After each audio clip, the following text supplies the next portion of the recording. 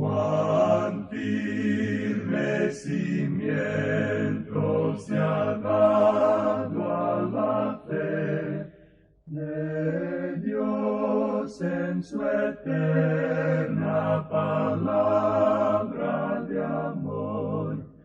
Con el propósito de compartir con usted las inmutables verdades de la palabra de Dios, presentamos A través de la Biblia, un estudio detallado y sistemático de toda la Biblia que le ayudará a conocer lo que Dios ha revelado para nuestro provecho espiritual. Estos estudios bíblicos fueron diseñados y elaborados por el Dr. J. Vernon McGee, versado maestro de la Biblia, quien dedicó la mayor parte de su vida a la enseñanza clara y sencilla de la palabra de Dios. Acompáñenos, pues, mientras avanzamos en nuestro recorrido a través de la Biblia. Cuán firme cimiento la palabra de Dios. Es un gozo estar nuevamente con usted, amigo oyente, para traerle otro estudio de la serie A través de la Biblia. Continuamos hoy, amigo oyente, nuestro viaje por este libro del profeta Ageo. Y conviene mantener delante de nosotros el bosquejo que este profeta nos ha dado, ya que este pequeño libro está muy ordenado. Este hombre, Ageo, era una persona muy organizada. Él era un administrador. Él era un hombre muy práctico, por cierto. Él está allí afuera ayudándole a la gente a reedificar el templo y animándolos todo el tiempo y estimulándolos.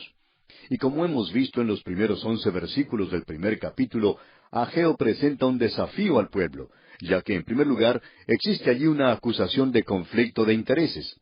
Ellos habían puesto sus propios intereses egoístas contra el programa de Dios.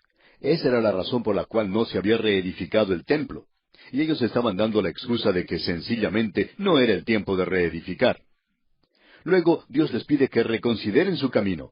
En realidad, Dios estaba buscándolos y no se habían dado cuenta, no habían reconocido eso.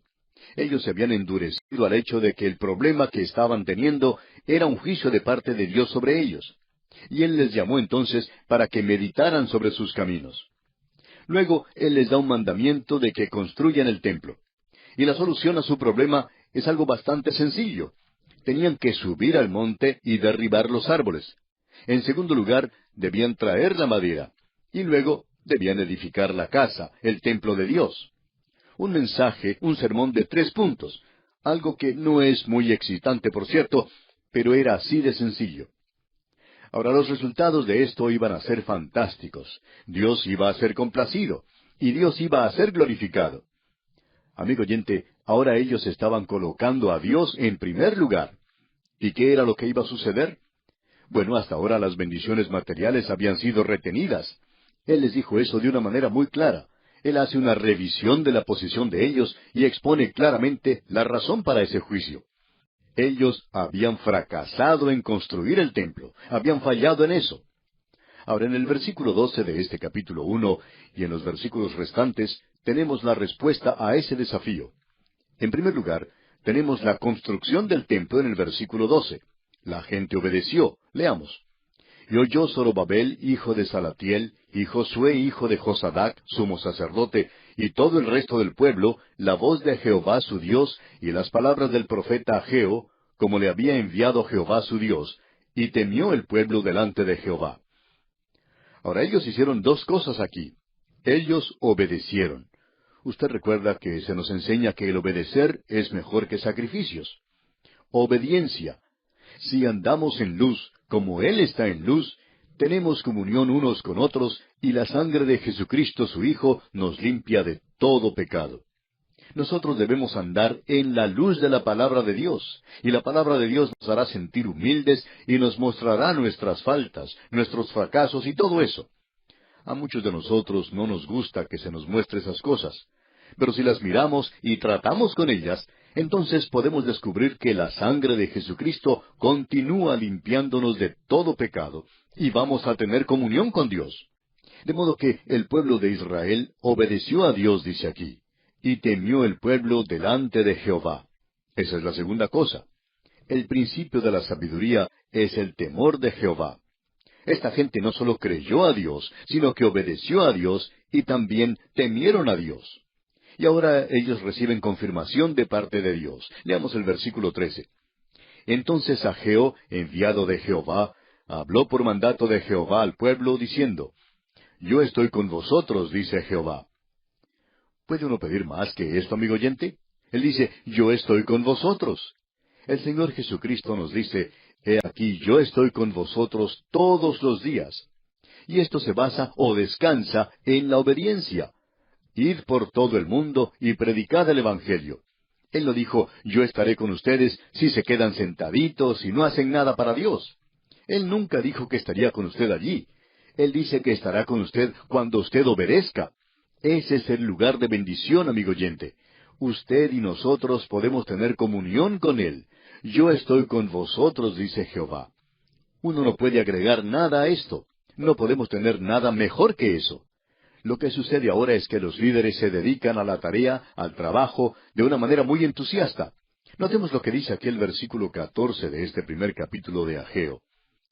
Y despertó Jehová el espíritu de Zorobabel, hijo de Salatiel, gobernador de Judá, y el espíritu de Josué, hijo de Josadac, sumo sacerdote, y el espíritu de todo el resto del pueblo. Y vinieron y trabajaron en la casa de Jehová de los ejércitos, su Dios. Es muy importante que notemos esto. Al liderazgo de la nación. Tenemos aquí a un líder civil, a Zorobabel, el gobernador. Él estaba en el linaje real. Él era el hijo de Salatiel. Y la palabra Salatiel es una palabra interesante. Significa pedir a Dios en oración. Así es que detrás de todo esto hay mucha oración. Y dice aquí que esta gente vino y trabajó en la casa de Jehová de los ejércitos. Jehová de los ejércitos era su Dios. Allí también está Josué, el sumo sacerdote, y luego el remanente de la gente. Así es que todos estaban unidos allí, el gobierno, los ciudadanos y los líderes religiosos. Ellos tenían una religión dada por Dios en aquel día.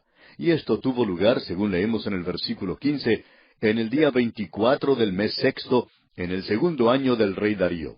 O sea que la fecha era el 24 de septiembre del año 520 antes de Cristo. El primer mensaje, usted recordará, había sido dado el 1 de septiembre del año 520 antes de Cristo.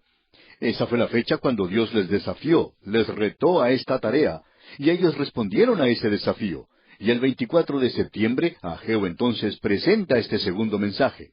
El pueblo ya se había reunido, se había organizado. Ellos iban a comenzar a trabajar y han comenzado ahora a derribar los árboles, a cortar la madera y estaban comenzando a edificar. Y nos imaginamos que para entonces ya habían puesto los cimientos y probablemente ya estaban levantando parte de la estructura del templo. Sigamos ahora en el capítulo 2, y cuando entramos a este capítulo, vemos que la gente se había desanimado y que Dios les estaba animando. Eso lo vemos en los primeros 9 versículos.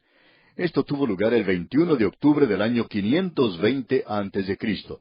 Notemos ahora el tercer mensaje. Leamos el primer versículo del capítulo 2 de Ageo. En el mes séptimo, a los 21 días del mes, vino palabra de Jehová por medio del profeta Ageo, diciendo, ahora ellos habían estado trabajando por un mes. Habían pasado unos 24 días organizándose, probablemente colocando los cimientos, y ahora por un mes el templo había estado en progreso, estaba siendo edificado. Y entonces había habido mucho entusiasmo en todo esto, y Dios les había animado. Dios les había dicho, yo estoy con vosotros. Llegamos ahora al segundo punto de desánimo. Y notemos lo que Dios les dice aquí en el versículo 2. Dice, habla ahora a Zorobabel, hijo de Salatiel, gobernador de Judá, y a Josué, hijo de Josadac, sumo sacerdote, y al resto del pueblo, diciendo, este mensaje es dirigido al mismo grupo de gente que Dios había animado en el primer capítulo, los líderes y la misma gente.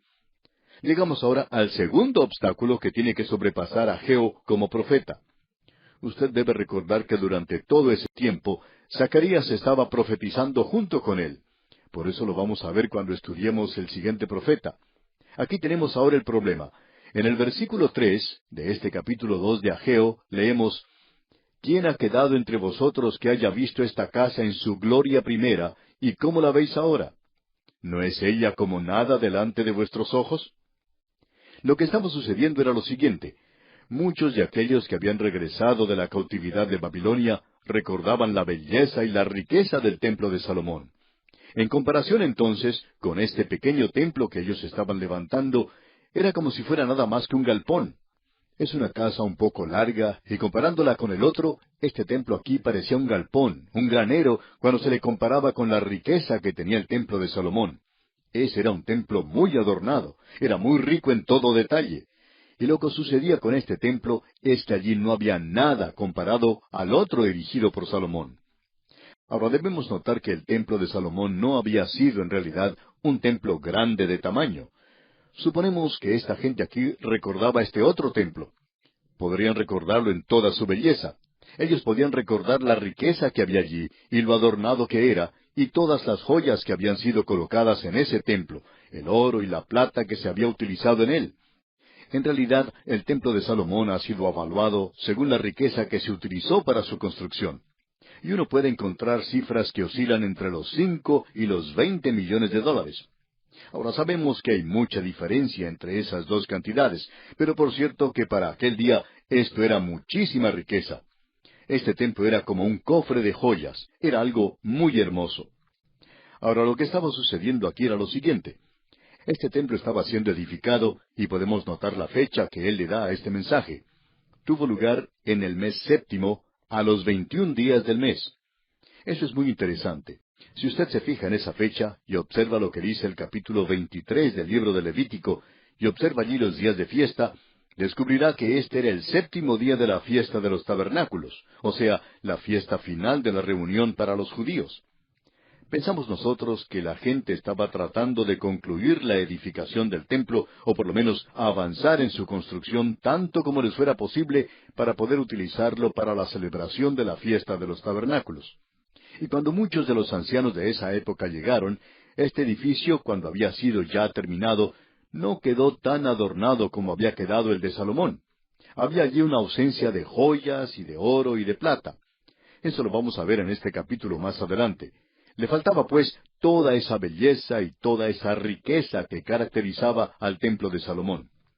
De modo que cuando esta gente llegó allí, aparentemente para celebrar la fiesta de los tabernáculos, solamente pudo ver una construcción que había sido levantada rápidamente para poder ser utilizada en esa ocasión. Y usted se da cuenta que cualquier edificio, ya sea una casa o un edificio de oficinas, antes de terminar su construcción, no luce como algo muy atractivo, no da una buena impresión. Uno debe esperar hasta que el constructor finalice todo para poder apreciarlo. Y este edificio, pues, no había sido finalizado. Y en realidad no había ninguna comparación entre este edificio y el templo de Salomón. Así es que había una reacción un poco mezclada entre la gente. Había allí una mezcla de júbilo y llanto. Veamos lo que nos dice el libro de Esdras en relación a lo que ocurrió entonces. Creemos que la lectura de algunos versículos allí aclararán lo que tenemos ante nosotros y nos ayudará mucho a comprenderlo. Si usted tiene su Biblia a mano, busque en el capítulo 3 de Esdras, versículos 8 al 11. Y allí leemos: En el año segundo de su venida a la casa de Dios en Jerusalén, en el mes segundo, comenzaron Zorobabel, hijo de Salatiel, Jesúa, hijo de Josadac, y los otros sus hermanos, los sacerdotes y los levitas, y todos los que habían venido de la cautividad a Jerusalén, y pusieron a los levitas de 20 años arriba para que activasen la obra de la casa de Jehová. Jesúa también, sus hijos y sus hermanos, Cadmiel y sus hijos, hijos de Judá, como un solo hombre, asistían para activar a los que hacían la obra en la casa de Dios, junto con los hijos de Enadad, sus hijos y sus hermanos levitas. Y cuando los albañiles del templo de Jehová echaban los cimientos, pusieron a los sacerdotes vestidos de sus ropas y con trompetas, y a los levitas, hijos de Asaph, con címbalos, para que alabasen a Jehová, según la ordenanza de David, rey de Israel. Y cantaban, alabando y dando gracias a Jehová y diciendo: Porque Él es bueno, porque para siempre es su misericordia sobre Israel. Y todo el pueblo aclamaba con gran júbilo, alabando a Jehová, porque se echaban los cimientos de la casa de Jehová. Ahora usted puede apreciar que ellos tenían algo que celebrar. Solamente eran los cimientos, y quizá algunas maderas para ayudar a la construcción de las paredes. Pero los versículos 12 y 13 de este mismo capítulo 3 de Esdras dicen: y muchos de los sacerdotes, de los levitas y de los jefes de casas paternas, ancianos que habían visto la casa primera, viendo echar los cimientos de esta casa, lloraban en alta voz, mientras muchos otros daban grandes gritos de alegría. Y no podía distinguir el pueblo el clamor de los gritos de alegría de la voz del lloro, porque clamaba el pueblo con gran júbilo, y se oía el ruido hasta de lejos. Pues bien, entre esas exclamaciones de júbilo había también otra cosa. Había llanto y clamor, porque había aquellos que estaban haciendo una comparación entre los dos templos, y decían, miren, este pequeño templo que se está edificando aquí no tiene ningún valor, es tan pequeñito y sin consecuencia cuando uno lo compara con el templo de Salomón. Bueno, amigo oyente, si usted quiere empañar cualquier proyecto, todo lo que tiene que decir es, bueno, ustedes piensan que esto es algo grande y fantástico, pero ustedes debieron haber visto el original en los tiempos pasados. Esto es algo que siempre se acostumbraba a decir, que el tiempo pasado fue mejor. Y cuando uno crece y madura, oye hablar a las personas que hablan de los días cuando eran muchachos, y uno no puede recordar ningún tiempo pasado mejor cuando fue muchacho. Fueron días difíciles, duros y llenos de trabajo. El autor de estos estudios bíblicos, el Dr. J. Vernon McGee, contaba que la primera iglesia en la cual él trabajó como pastor estaba ubicada en el estado de Georgia, en los Estados Unidos. Decía que era una pequeña iglesia blanca, por lo menos era así cuando estaba allí como pastor. Más adelante, decía él, fue pintada y se encontraba ubicada en un monte. Y decía él que cuando él estaba allí como pastor estudiante, tuvo unas reuniones en el verano, y él predicó una serie de mensajes evangelísticos basados en el libro de Apocalipsis. Decía que no lo había podido hacer desde entonces, pero lo hizo en esa ocasión, y Dios le bendijo. Muchos jóvenes fueron salvados entonces. Y en la última reunión, un domingo por la noche, en el calor del atardecer, decía él, se sentó a la entrada de la iglesia y estaba allí conversando con los demás jóvenes de lo maravilloso que había sido reunirse todos esos días. Pero allí había también un anciano que tenía las barbas de Matusalén, y este hombre dijo, «Ustedes piensan que han tenido una buena reunión aquí, ¿verdad?» Bueno, yo recuerdo en aquellos días. Y amigo oyente, cuando alguien comienza a hablar de esta manera, las cosas van en picada. Y él arrastró a todos allí y empañó ese ambiente. Y decía, cuando yo era joven, acostumbrábamos a tener reuniones aquí y todo lo demás. Y luego decía en cuanto a esas reuniones, y las reuniones que acababa de tener el doctor McGee allí resultaron muy pequeñitas y hasta insignificantes comparadas con las suyas. Decía el doctor McGee que este anciano estaba exagerando un poco, pero recalca que eso era muy desanimador, y le desanimó bastante. Bien, en nuestro próximo programa, Dios mediante, vamos a ver cómo es que Dios superó este asunto y esta situación. Le invitamos, pues, a acompañarnos. Mientras tanto, le sugerimos leer todo este capítulo 2 de la profecía de Ageo, para estar así mejor preparado e informado para nuestro próximo estudio.